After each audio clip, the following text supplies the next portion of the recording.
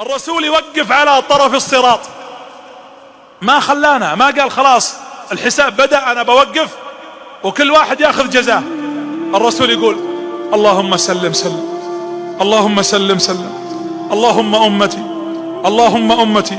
ثم يمر الناس يشوفهم النبي اللهم سلم اللهم سلم لين يمرون.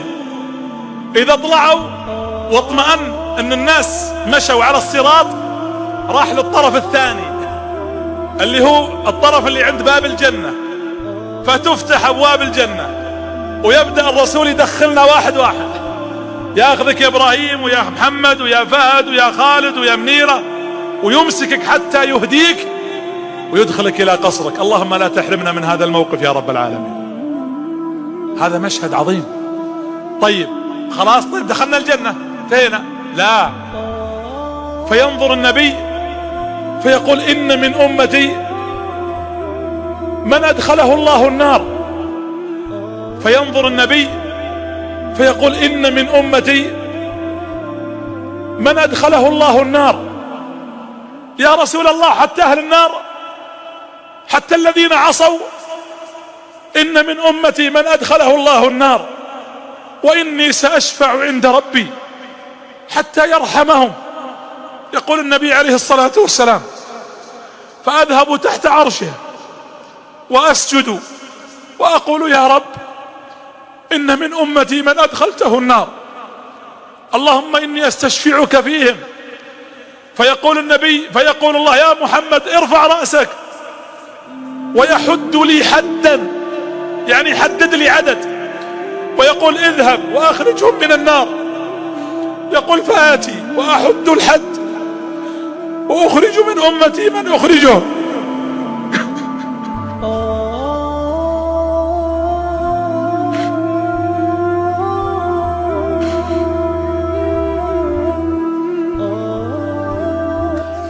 ثم يقول ادخلهم الجنة ويبقى عدد، فأشفع مرة ثانية فيحد لي حد فأخرجهم وأدخلهم الجنة.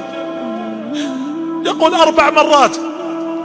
يقول فأستحي من ربي وأسجد مرة خامسة فأقول يا رب إن من أمتي من أدخلته النار.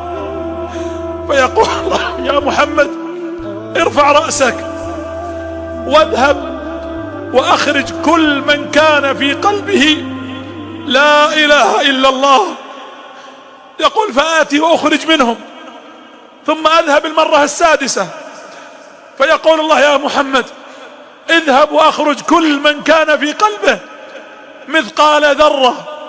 يقول فأذهب حتى يقول الله يا محمد اذهب وأخرج كل من كان في قلبه مثقال حبة من إيمان. يقول فأخرج ما شاء الله من أمتي حتى يدخلون الجنة. ثم إذا أردت الدخول خلاص يا رب إنه من أمتي، فيقول الله له يا محمد إنك لا تدري ماذا أحدث بعدك. أحدث يعني غير، بدل، أبدع، يعني بدعة، ابتدع. قالوا سحقا سحقا فيؤخذ إلى النار. هذه رحمة الرسول عليه الصلاة والسلام.